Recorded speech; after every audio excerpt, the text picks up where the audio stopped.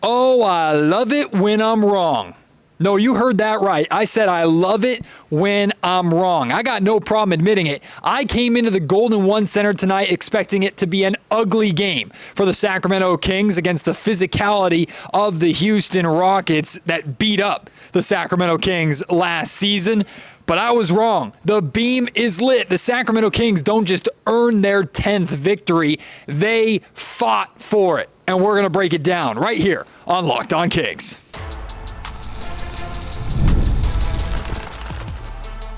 You are Locked On Kings, your daily Sacramento Kings podcast, part of the Locked On Podcast Network, your team every day. And now, ladies and gentlemen, it is that time for another episode of Locked On Kings. Hello and welcome into Locked On Kings, your podcast hub for Sacramento Kings coverage all season long. Today's episode is brought to you by Gametime. Download the Gametime app, create an account, and use promo code LOCKEDONNBA for $20 off of your first purchase. My name is Matt George. I have the privilege of being your host here. I'm a Sacramento sports anchor and reporter for ABC 10 News, and if you've been listening to Locked On Kings for a while, you'll know that I've been wrong about a lot of things over the course of my time covering the Sacramento Kings. Now, I've been right about a lot of things, too, so don't think that I don't deserve the credentials that I have and don't deserve to be in the position that I am. I like to believe I know at least a thing or two about NBA basketball and specifically Sacramento Kings basketball, but I couldn't be more happy to be wrong tonight, right? With the Kings beating the Rockets 120-111. I even tweeted it out, right? The evidence is there. I'm not deleting the tweet. I got no problem wearing it. I genuinely thought tonight was going to be ugly. Like, the Rockets blew the Kings out multiple times last season. Sacramento has not always fared too well against teams that are physical, and the Rockets don't just bring the physicality because they've been really, really good this season. One of the best stories of the season so far in the NBA. I mean, they were 15-6 coming into tonight's game, so they've been playing really well, and they don't just do it by outworking you and outmuscling you, right? They like to get under your skin, right? They got guys like Dillon Brooks who are out there, and their job's to instigate you, to agitate you, and they tried to pull that mess on the Sacramento Kings tonight, and it came back to bite them in the ass. That's what I love so much about this game, because of course the Kings needed a win, regardless of the context, regardless of the circumstances, right? This Kings team, especially at home, 4-7 in this building coming into tonight's game, right? This Kings team in need of a win. They had lost 6 of 7 games coming into tonight. So the Kings needed to get things back on track. So a win, regardless of how it happened. We all would have taken a ugly win that you really don't feel that good about, but it counts as a win and gets the Kings to 10 wins on the season. We all would have taken that. But it's not just that the Kings won this game tonight. It's how they won it. And specifically, how they fought for it. They fought back tonight. They met the Rockets head on and straight up beat them at their own game. The Rockets tried to punk the Kings tonight. First quarter, this game's pretty back and forth. The Rockets pretty much in control, right? Alperen Sengun and Domantas Sabonis are going back and forth trading buckets. Green was going crazy, right? Like, it was a back and forth game, and the Rockets are slowly starting to build a lead, and then they get that lead up to around 11 points. And over that time, right, they start to do their antics. They start to do their thing to try and take the spirit and the fight out of the Sacramento Kings. There's a play that happened on the basket behind me, and Domantas Sabonis is trying to be physical, trying to battle down low. A foul is called. It's a dead ball, and Dillon Brooks comes over and just slaps the ball out of Domantas Sabonis' hands, right? Just classic Dillon Brooks antics. And I know not a lot of people like Dillon Brooks. I'm not the biggest fan of Dillon Brooks myself. However, I've said this before, I am a fan of players like Dillon Brooks in the NBA. I'm a fan of villains in the NBA. I think it's good for the game. I think it's good for storylines. And sometimes you need players like that to bring out the best out of your team. And what Dillon Brooks did instigated everything, sparked everything, and ignited not just the Kings, also ignited this Golden One Center crowd, right? So Sabonis has the ball knocked out of his hands. A couple of plays later, might have been the very next play, Domas gets the ball back, gets in the post. Who's guarding him?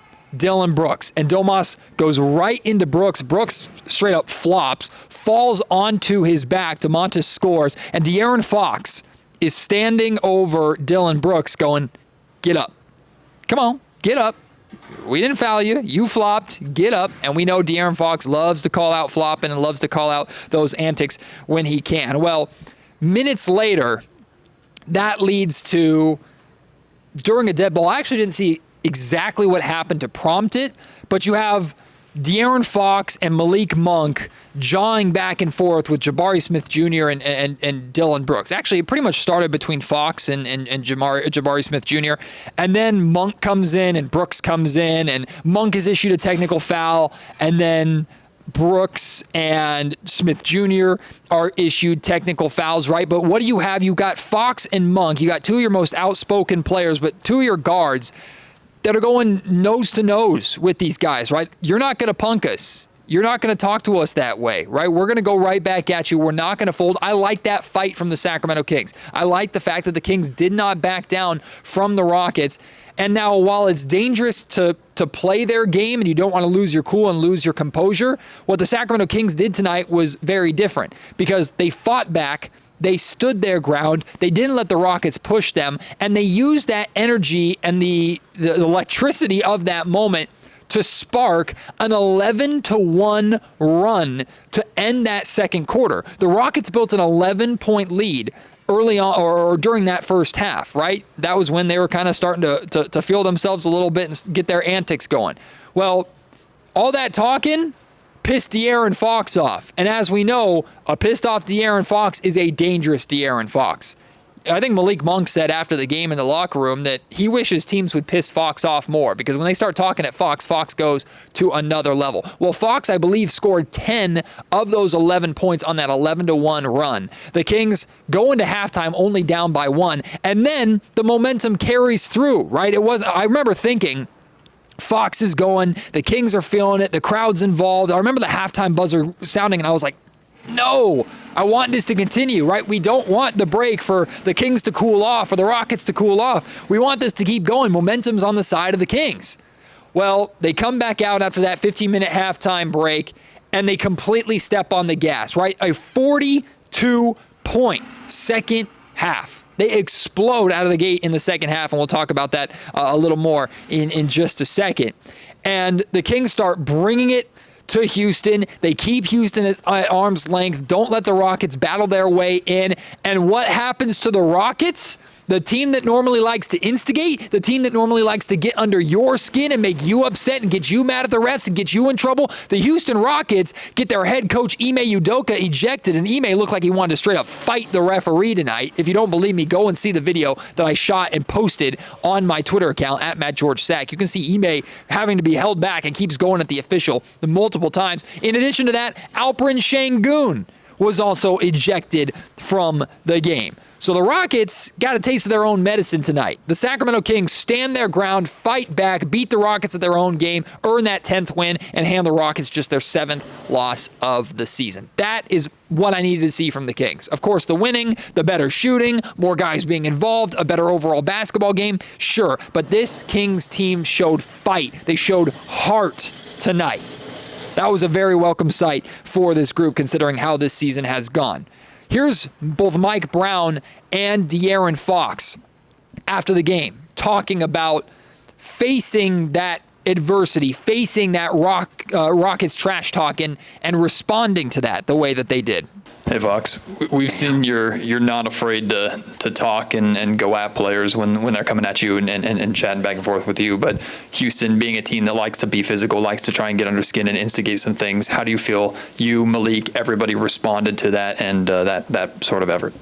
I think we responded well. I mean, like you said, people don't usually do it to me for good reason. So I wasn't spoken to after that, though. So.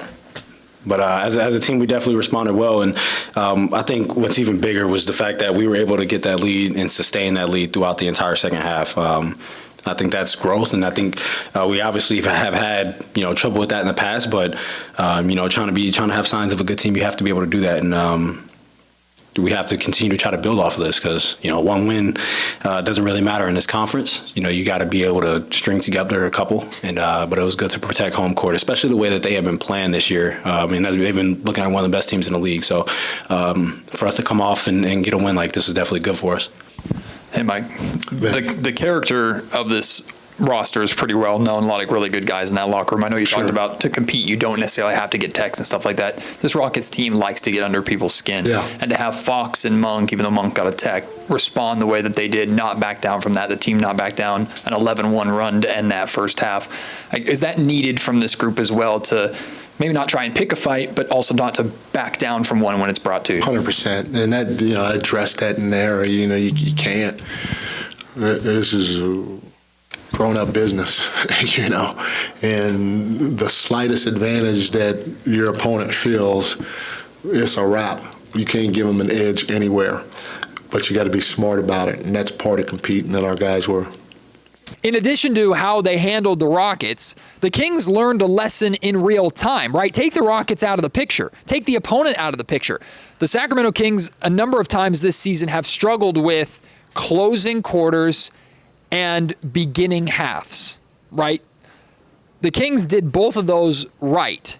Because I remember, well, first off, they closed the second quarter with that big 11-1 run to make this game a lot closer going into halftime, give them momentum coming into halftime. Then they start that second half, right, on an absolute tear, coming out of the gate aggressive. And I believe, DeMar DeRozan, who only had 3 points in the first half, comes out and had 2 3-point plays within the first handful of minutes. DeMar DeRozan ended up finishing with was that 18 points tonight? Let me double check just to make that. No, 16 points tonight, excuse me. But DeMar, a much better second half, but he helped to kind of set the tone for the Kings in that second half. Malik Monk, fantastic, was distributing all night long. We'll talk about him more later on in the show. But the Kings come out, have that third quarter. They get about 6 minutes through that third quarter, and I start turning to some of my colleagues in the media section. I'm going, this is great, but the Kings need to close this out, right? Because we've seen the Kings have really good stretches where they've either built leads or come back into games, and then they give it all back in the final couple minutes of the quarter because they can't finish strong. Well, Houston tried to make their push. They made a couple of pushes. I think they did end up getting it down to single digits at the end of the first quarter. Or the end of the third quarter. But Sacramento did a good job to maintain the way that they were playing and the success that they had and didn't have any lulls over the course of that quarter. They cap it off with those 42 points, and they don't let the Rockets erase their hard work from those 12 minutes. Then, to start the fourth quarter, the Houston Rockets come out. They have a couple of big pushes, right? They get this game down to 6 a couple of times, and the Kings respond with some big shots. Keegan Murray hit some big shots. Kevin Huerter hit some big shots to help keep the Rockets at arm's length. The frustration kicks in for the Rockets. They get ejected, and you have Mike Brown emptying the bench in the final minutes of this game to allow his starters to rest and to secure the victory while the Rockets wave the white flag. You love to see that. You love to see just this, the effort, the fight, the lessons that the Kings learned and showed growth in real time. But what we're going to talk about later on in the podcast is this is great and it feels good and it's awesome, but now the Kings got to build upon it. Now they got to string some of these wins together and specifically string these type of performances together. We'll get to that. Before that, though, also want to talk about Mike Brown's rotation. He shrunk his rotation significantly tonight, and a surprise player did not play. That's all to come here on Locked On Kings. Before that, though, like I said at the top of the show, today's episode of Locked On Kings is brought to you by Gametime. Gametime is the app that you need to be using to purchase your tickets, whether it's tickets to a Kings game here in the Golden One Center or any event in the Golden One Center, a concert like Disney on Ice, Monster Jam, whatever type of show. In the Golden One Center, you're going to find great prices on Gametime, but it's not limited to the G1C, of course. If you're looking for massive stadium events like a 49ers game at Levi Stadium or a massive stadium concert if Taylor Swift or Coldplay ever come through, or if you're looking for something a little on the smaller side, right? Maybe a local comedy show or a local theatrical production. Whatever it is, Gametime has the tickets for it, and they have the best pricing that you're going to find. They have the Gametime lowest price guarantee. Gametime will credit you 110% of the difference. Their all-in pricing tool is so simple and yet so necessary when buying tickets. I know you've been through this before. How many times have you looked at an event, selected tickets at a set price, right, or a price that you thought it was, and you go and you enter all your credit card information and everything, you get to that final screen where it's that last checkout, and then all of a sudden you see like an extra $20, $30, $40 of fees tacked on to the end of it. Sometimes that makes you just say, you know what, forget it, I'm not going. Now it's too expensive. Gametime's all in pricing. The ticket prices that you see in that first window when you first select your seats, that is the price that you are paying per seat. Download the Gametime app, create an account, and use code LOCKEDONNBA for $20 off your purchase. Terms apply. Again, create an account, redeem code LOCKEDONNBA for $20 off. Download Gametime today. What time is it? Game time. Today's episode of Locked On Kings is also brought to you by PrizePicks. PrizePicks is the best place to get real money sports action. With over 10 million members and billions of dollars in awarded winnings, PrizePicks has made daily sports action, fantasy sports action accessible to all. You just pick more or less on at least 2 players for a shot to win up to 100 times your cash. Run your game all season long with PrizePicks. So the way it works is you can do it specifically for Kings games if you want to. Now, you can't just do all Kings players. You also have to do players from the opposing team. But for example, like tonight with the Houston Rockets, maybe the prize pick was set at 25.5 points for De'Aaron Fox. You take the more on that. He had more than that, didn't he, tonight? Oh, no, he had 22. Let's say, so you took less on that. Let's say the assists for Malik Monk was 7.5. You take the more on that. Well, he had 12 tonight. And then let's say you take the less on Fred VanVleet points set at 15.5. He had, I think, 13 tonight. You get those right, you are cashing in big time. We're talking up to 100 times your money depending upon the picks, the severity of the picks, the risks of the picks. There's so many fun and exciting ways to play FanDuel. Plus, you can intermingle different sports, right? On a Sunday, if the Kings are playing, plus you have all your Sunday sports action, why don't you have some football picks in there mixed with some NBA picks? PrizePicks also has incredible promotions and deals going on all the time. So download the app today and use code LOCKEDONNBA to get $50 instantly after you play your first $5 lineup. PrizePicks. Run your game. So some notes tonight about Kings head coach Mike Brown's rotation. He shrunk his rotation this evening to just 8 guys playing. What was nice, though, is even though 8 guys played, the minutes didn't get absurd. I should say 8 guys primarily playing. He did empty his bench and have 4 guys in Jordan McLaughlin, Doug McDermott, Colby Jones, and Alex Len all play 1 minute and 52 seconds to end the game. But for the most part, right, it was an 8-man rotation for Mike Brown tonight. So let's break or look at different parts of this rotation. First and foremost, second start for Malik Monk. It looks great. It looks perfect. It looks like it should have been done a long time ago. And not only was Malik Monk really good again as a starter for the Sacramento Kings, he had a career night. 17 points and 12 assists for Malik Monk tonight, again, in just his second start. Again, you look at the numbers. You go back to all the games that he started with the Los Angeles Lakers. Malik Monk's numbers are better as a starter than he is coming off the bench. And I know how important he was to the Kings as a sixth man and how much Mike Brown loved him in that role, where here he is, 2-game sample size in the starting lineup, and he's balled out both games. As a whole, while Malik Monk's game, 22 or 12 assists and 0 turnovers, the 12-0 assist-to-turnover ratio is crazy considering how much Malik Monk has the ball in his hands. You love to see that, but the Kings as a team were fantastic with their assist-to-turnover ratio. 33 total assists for the Kings in tonight's game to just 10 turnovers. Now, I know they lost last game to the San Antonio Spurs. They did a really good job in that game taking care of the basketball. Second game in a row, they take care of the basketball again. You love to see that. Only 10 turnovers for the Kings. And in those 10 turnovers, it led to just 9 points for the Houston Rockets. So Houston was not able to take advantage of Sacramento's turnovers. Meanwhile, on the other side, the Rockets had just 14 assists and 16 turnovers, a negative assist-to-turnover ratio. And the Kings exploited those Rockets' mistakes, probably one of the many reasons the Rockets were so frustrated at the end of this game.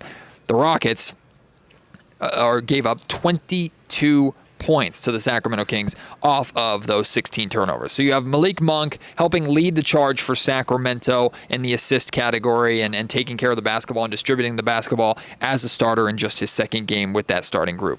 Then you have the role players stepping up. Now, I do consider at this point in time, Keegan Murray to be a role player. Now, he's supposed to be better than that. He's supposed to be looked at as a core player. He hasn't played like it so far this season. So right now, I think Keegan is more playing a role with the Kings, and that's to crash the glass, play defense, and hopefully space the floor. And thank God, finally, the shot started falling a little bit for Keegan. It still wasn't like a phenomenal breakout offensive night. Keegan only had 13 points. But he shot 3 of 5 from three-point range. His 3 threes were 3 threes that he hit in a row. Now, they weren't like bang, bang, bang. It was spaced out over the course of, I think one was in the second quarter, a couple were in the third quarter. But it was nice to see him at least string some made threes together and help take advantage of the good looks that the Kings got him. One of them was Malik Monk attacked on the far side, passed to Domantas Sabonis, who drew in the defenders in the paint. He then kicked out to Keegan Murray wide open in the corner. That corner 3 catch and shoot has been a big issue for Keegan so far this season. Keegan right in front of his bench drains the 3. I think that helped the Kings create even more separation from Houston during that third quarter push. Like, if again, that is the shot that, like, that's what makes the Kings unguardable. If Keegan hits that shot consistently, what can you do defensively, right? You can't, if you don't help on Sabonis, he's going to score in the paint, right? You love to see that. Keegan also had a dime of a freaking assist, by the way. Keegan was attacking the basket at one point in the second half. He goes, he touches the paint, draws the defense in. De'Aaron Fox somehow gets wide open in the corner, and Keegan sees him. Remember, passing not necessarily a strong suit of Keegan's, or it hasn't been coming into the league. Keegan sees him, dime right to De'Aaron. De'Aaron knocks down the 3, right? The ball movement tonight was crisp, and Keegan absolutely was a part of that. He also had 6 rebounds and 3 blocks tonight. Kevin Huerter also had a really solid game off of the bench. Kevin Huerter made his return from the injury that he dealt with. I'm honestly blanking on what that injury was that he's been dealing with. Was it an ankle? Whatever it was. Kevin Huerter returned. Love to see it. 13 points, 3 of 7 from three-point range. So he got 3 long balls to drop, and a couple of them were actually some big shots in rhythm. One of them was a beautiful catch-and-shoot transition 3. That was like, that is Kevin Huerter's bread and butter. Man, if Kevin can knock down that shot, ooh, Sacramento Kings are in good shape. Huerter also had a couple of assists, a steal, and a block. And then you have Isaac Jones. This man comes on the floor. He does good things. He's just doing it night after night after night after night. I tweeted it out. It's gotten to a point where, like, if this keeps up, Mike Brown has no choice but to keep him in the rotation. If this keeps up, Monty McNair and the Kings front office have no choice but to make him give him his full NBA contract and get rid of the two-way status. Because remember, you can only have 50 total games where you can dress and suit up and be available to play for the main roster as a two-way player. I don't know if Isaac Jones has spent any time with the Stockton Kings, period. It's kind of similar to Keon Ellis last season, right? Isaac Jones, 12 points, 5 of 5 shooting from the field, 2 blocks. Isaac Jones is playing because Trey Lyles is hurt right now. And I'm not trying to jump to conclusions or anything like that. I'm not trying to bash the guy in any way, because I'm a big fan of Trey Lyles, and I believe Trey Lyles is still an important piece of this Kings team. But Trey's sitting there recovering and watching his spot getting taken from him. Now, let's say tomorrow Trey Lyles is back healthy, and the Kings go into their next game in Memphis. Does Mike Brown still have an 8-man rotation? Does he stretch it to a 9-man rotation and have Trey Lyles and Isaac Jones both playing? I don't know. I would hope that Trey Lyles doesn't come back and Isaac Jones is immediately pushed out, because, again, I don't think Mike Brown can afford to do that at this point. Isaac Jones is playing really, really well. He's making an impact. He's hustling. He's attacking. He went right at Steven Adams. Steve Adams is a monster of a man. I've never been as close to Steven Adams as I was today. I was walking through the tunnel pregame, and Steven was doing a little workout. I guess he was jumping onto a box and jumping off of it, and I was waiting in the hallway so I didn't interrupt him. And I'm standing next to him like Jesus Christ. Like, I know, like, Aquaman is fitting. He's freaking bigger than Aquaman. He makes Jason Momoa look tiny. Like, this man is a massive human being. Isaac Jones went right at him, scored over the top of him at one point in this game. No hesitation, no fear. And Isaac Jones isn't even a true center. I love what Isaac Jones is doing. I love this kid. But it's also important to note that Keon Ellis didn't play. Keon Ellis, a DNP tonight. Jay Crowder was the 8th man to play. He got that 8th spot. Now, he scored 0 points. And to be honest with you, I couldn't really remember anything that Jay Crowder did. I thought for sure Jay Crowder was going to be the one to get into it with Dylan Brooks. He didn't. It was De'Aaron Fox and Malik Monk, I guess. But Jay Crowder wasn't very memorable, but he's out there in that spot over Keon Ellis because he's a bigger body, right? He's more of a wing. He's more of a forward. Keon is definitely a 1 or a 2. So that's why Jay Crowder is out there. Now, I personally feel that even if Keon Ellis had some pretty significant screw-ups at the end in the second half of the Spurs loss the other night, right? And we talked about it. I don't need to bring it up too much, but the bad turnover and foul at the end of the third quarter and everything like that. Like, I know he made some mistakes in that game. Keon Ellis, in my opinion, is just too good and too important of a player for the Sacramento Kings to not play. And I know we've touched on this before because earlier on in the season for like one game he didn't play and then Mike got him right back into things. I hope that's the case.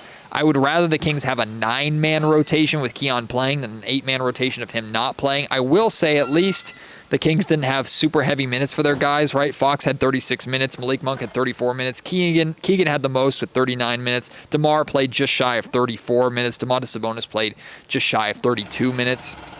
So, like, Kevin Huerter played a good chunk off the bench. Kevin Huerter played 25 and a half minutes off of the bench. So it's not like Mike Brown didn't play Keon and overplayed the rest of his guys. But Keon deserves to play. And I mean, I guess it worked tonight. Maybe it's a matchup thing. I don't know. I just hope that as much as I like how this 8-man rotation overall played tonight, and it worked, the Kings got a victory. Love how the Kings played. Love how the Kings fought. I don't necessarily believe that the Kings are going to be the best version of themselves if Keon Ellis is not playing.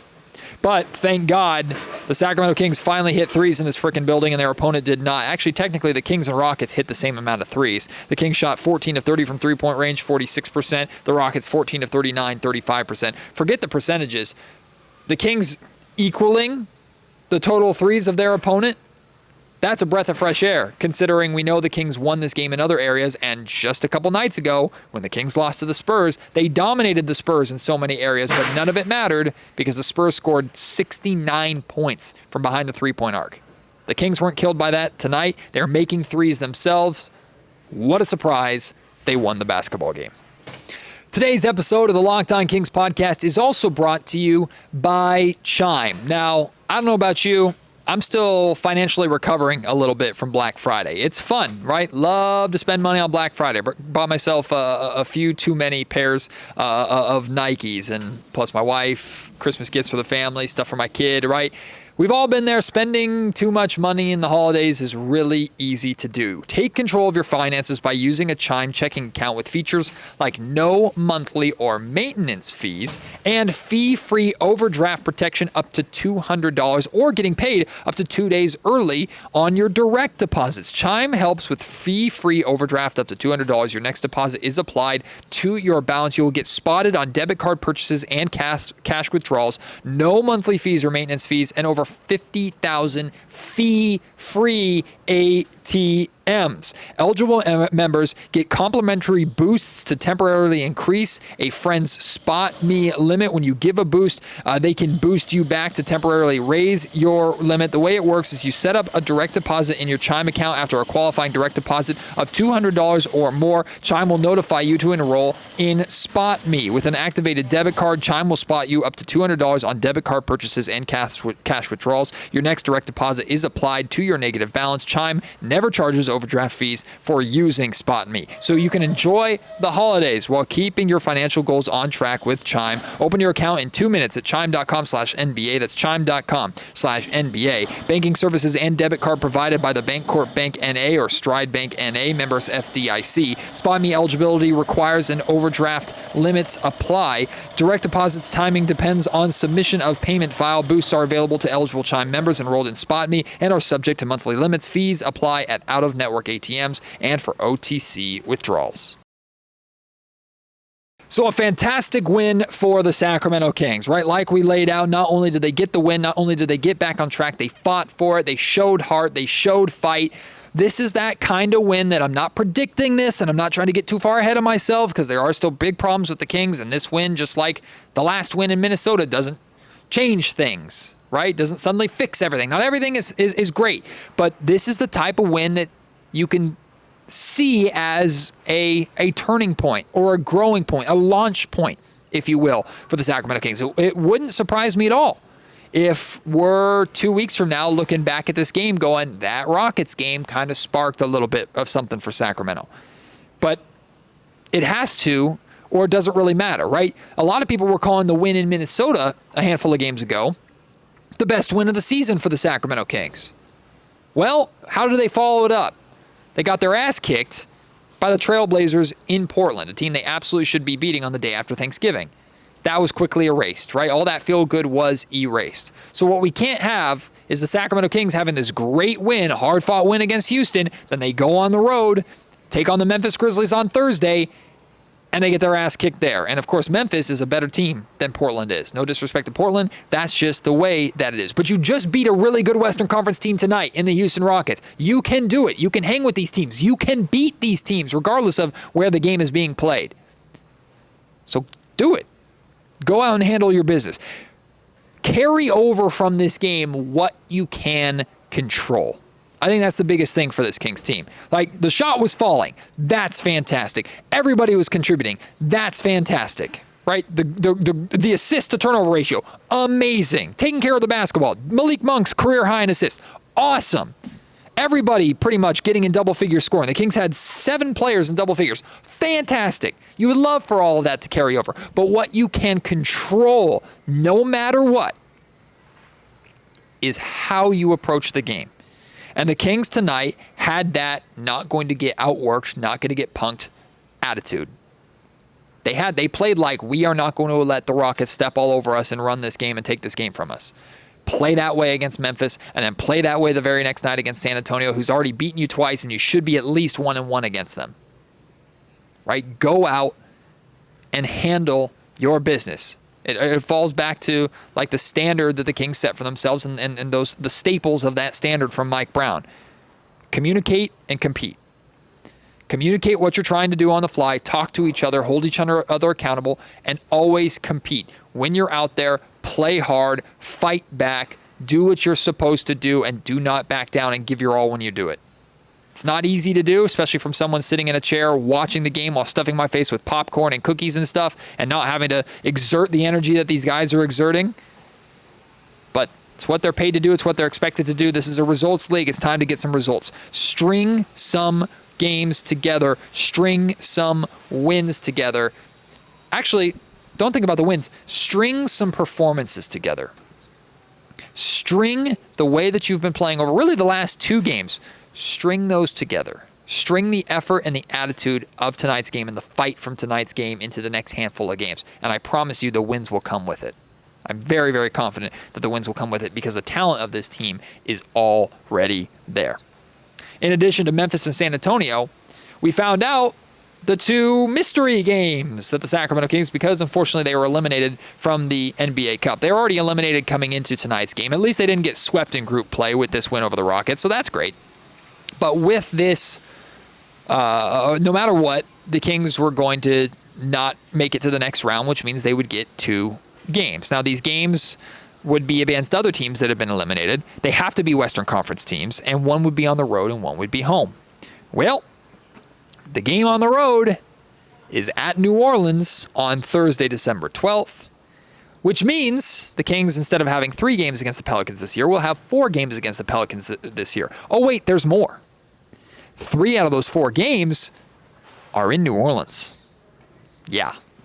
So December 12th, the Kings go to New Orleans. Later on in the season, I think February 12th and 13th, a back-to-back, 2 games in a row in New Orleans, and then the Kings play the Pelicans one more time like a handful of days later here in Sacramento. So 3 out of 4 games against a team that beat you 6 times last year are in their crib. That being said, the New Orleans Pelicans are booty this year. They're not playing well. Zion, of course, is hurt again. Shocking. The sky is blue, water is wet, and Zion Williamson is hurt. That being said, if I'm the Pelicans, I know how desperate I need to get right. And I know I had my way against the Sacramento Kings last season. I'm looking at that game on December 12th, and I'm going, ooh, thank you, NBA. Here's an opportunity for us to get a needed win. So the Kings have to be aware of that. And then their home game that they got added to their schedule, Monday, December 16th, against the Denver Nuggets here in Sacramento. The Kings have had success against the Nuggets at times over the past couple of seasons. It's not an easy game by any means. So the Kings have to kind of roll up their sleeves and get ready for that battle. That will begin a 5-game homestand for the Kings and a stretch of 8 of 9 games in this building. So, again, we talk about the Kings defending home floor. They're now 5-7 at home with this win tonight. At home is a perfect opportunity for you to get yourself right and to get back to 500 and then get back over 500. Hopefully the Kings can do it. Hopefully the Kings are coming back no worse from this road trip than where they're at right now, right? You always want to go at least 500 on the road, so find a way to get one of these Memphis or San Antonio games. But hey, why not shoot for the moon and go get both of them? Not getting over the top of ourselves. The Kings have to prove that who they are tonight is who they can be consistently. That's what we're going to be looking for on Thursday in Memphis. No matter what, after that game, of course, I'll have a post-game Locked On Kings podcast for you. Hopefully it's just as positive as this one. It's fun to be positive again. And it's fun to see the beam in the sky again. Tonight was fun. Now I want to hear from you. Hit me up on Twitter at MattGeorgeSack. Email me, mattgeorgesports@gmail.com, or leave your thoughts in the YouTube comment section below about what you thought about this Kings performance here tonight. Until next time, my name is Matt George. You've been listening to Locked On Kings, part of the Locked On Podcast Network.